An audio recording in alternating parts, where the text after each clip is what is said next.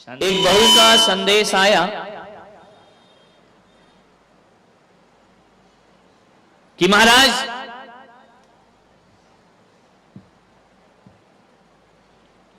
आपने कल बहुत कुछ बोला, थोड़ी हमारी भी विनती सुन लो। आपने बोला कि लड़ाई झगड़े की जड़ कोई है तो बहू है, थोड़ा बहुओं की पुकार भी सुनो। इनका बात तो सही है। मैंने कहा समस्या क्या है? बोली समस्या एक ही है। बोली समस्या एक ही है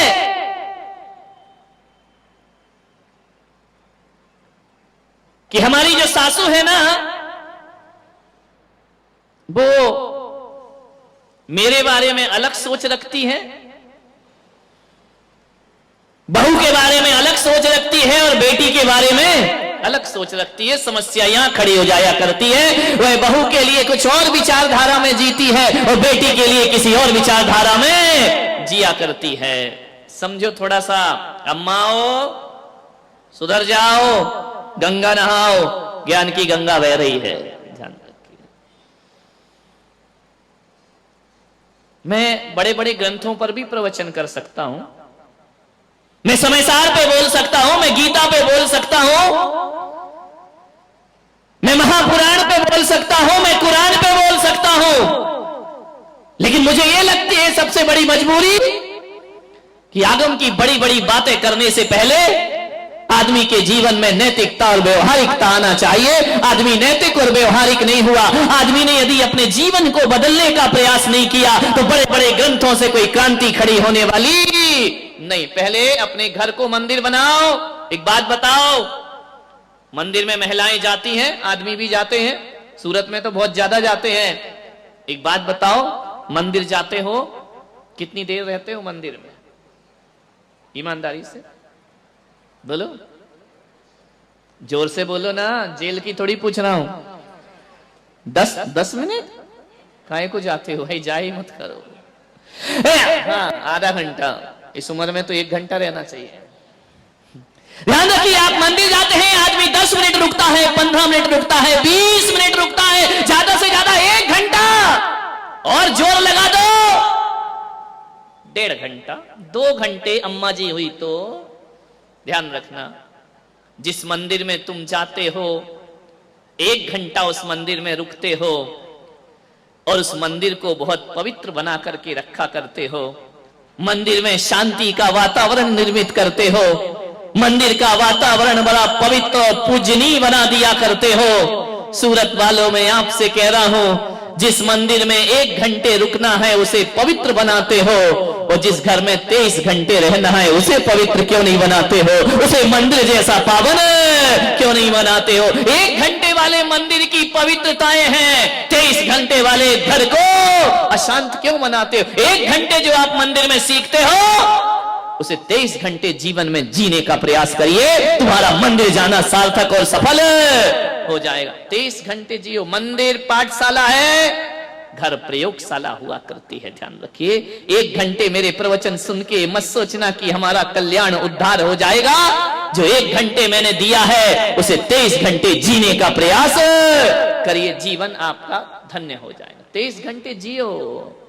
किसी को डॉक्टर बनना है, इंजीनियर बनना है, अकेली थ्योरी से काम नहीं चलता है, थ्योरी के साथ साथ उस आदमी को प्रैक्टिकल भी करना पड़ता है। तो 1 घंटे जो यहाँ ज्ञान गंगा महोत्सव के माध्यम से दिया जा रहा है, वह मैं तुम्हें केवल थ्योरी देने का प्रयास कर रहा हूं। जीवन में डॉक्टर की, इंजीनियर की उपाधि तो लेना आसान है, एक सच्चे और अच्छे इंसान की उपाधि लेना बहुत कठिन काम हुआ करता है। 1 घंटे की इस पाठशाला को घर में जाके 23 घंटे जीने का प्रयास करो।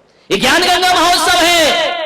मैं नहीं चाहता हूं, न मेरा उद्देश्य है कि आप जैन बन जाए, मैं नहीं चाहता हूं कि धर्मांतरण हो, मैं नहीं चाहता हूं आप अपनी आस्थाएं छोड़ दें। जो जिस आस्था में जीता है जिए, जिस परमात्मा को मानता है माने। मैं पुलक सागर यदि महावीर की वाणी लेकर के आया हूं, भगवान महावीर के सिद्धांत लेकर के आया हूं, मैं कोई अलग बात नहीं बोल रहा हूं।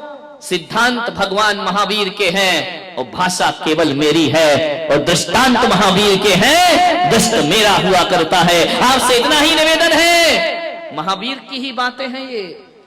आपसे मैं इतना कहना चाहता हूं, लोगों ने होर्डिंग्स में लिखा है सूरत वालों, मुझे आपसे कुछ कहना है। एक व्यक्ति मेरे कमरे में आए, बोले बोलो क्या कहना है। मैंने कहा मुझे कुछ नहीं कहना है। तो बोले लिखा काहे को है कि सूरत वालों मुझे आपसे कुछ कहना है तो कह दो। मुझे इतना ही कहना है, ना मैं तुम्हें हिंदू बनाना चाहता हूं, ना मैं तुम्हें जैन बनाना चाहता हूं, ना मैं मुसलमान बनाना चाहता हूं। मैं पुलक सागर तो एक भारत के लिए सपना देखना चाहता हूं कि मेरी सभाओं में आकर के कोई भी जैन मत बनना, कोई जरूरत नहीं है जैन बनने की।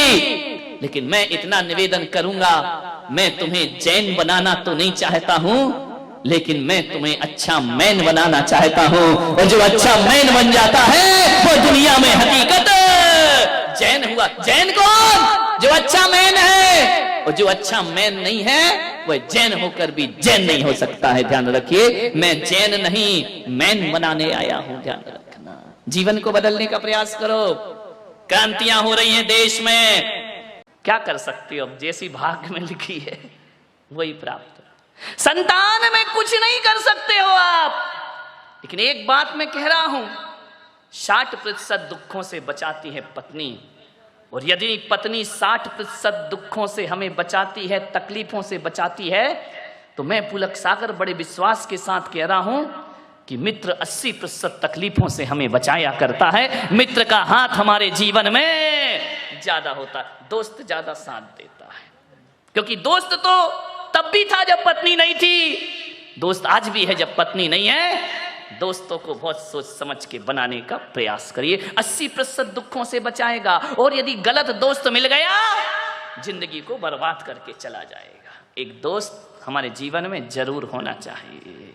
पत्नी गड़बड़ मिली तो यही जन्म बिगड़ेगा, ध्यान रखना।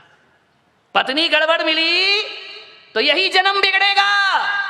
और दोस्त गड़बड़ मिल गया, 7 पीढ़ियां बर्बाद होने में ज्यादा देर नहीं लगा। एक आदमी जब भी भ्रमित होता है दोस्तों से होता है, समझना है आपको।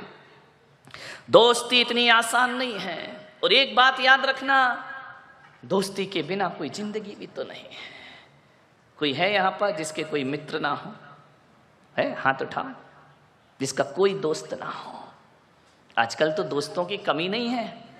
पड़ोसी दोस्त हो या ना हो, फेसबुक से तो हजारों दोस्त बन जाया करते हैं, व्हाट्सएप से हजारों दोस्त बन जाया करते हैं। दोस्तों की कमी नहीं इस दुनिया में। कोई नहीं होगा जिसका, मेरा भी ऐसा नहीं कि मेरे दोस्त नहीं है, बहुत दोस्त है मेरे, मित्र तो होते ही हैं। मानने वाला जिंदगी में यदि दोस्त ना रहे तो जिंदगी क्या बचेगी? कोई काम की नहीं रहेगी जिंदगी। जिंदगी का नाम दोस्ती, दोस्ती का नाम जिंदगी। दुनिया में यारो कुछ भी नहीं होता रे, दुनिया में यारो कुछ भी नहीं रहता, रह जाती है दोस्ती। जिंदगी का नाम दोस्ती, दोस्ती का नाम जिंदगी।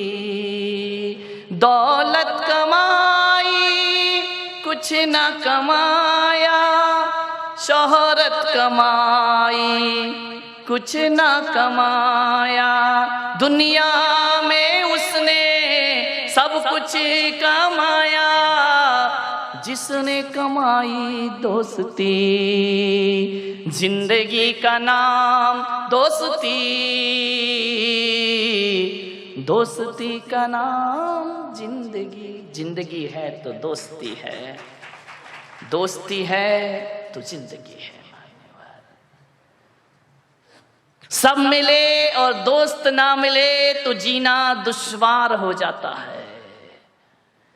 एक बात याद रखना, मुसीबत में धन दौलत और रिश्तेदार काम आए या ना आए, एक सच्चा दोस्त हमारे बहुत काम आया करता है। राम ने यदि 14 वर्ष का वनवास बिताया तो रिश्ते नातों के दम पे नहीं बिताया मेरे भाई। हनुमान जैसा मित्र मिलता है तो 14 वर्ष पता नहीं चलते। हनुमान जैसे, विभीषण जैसे मित्र ना होते, सुग्रीव जैसे मित्र ना होते तो 14 वर्ष बिताना राम के लिए बड़ा मुश्किल का काम। अरे ईश्वर को भी दोस्तों की जरूरत पड़ा करती है।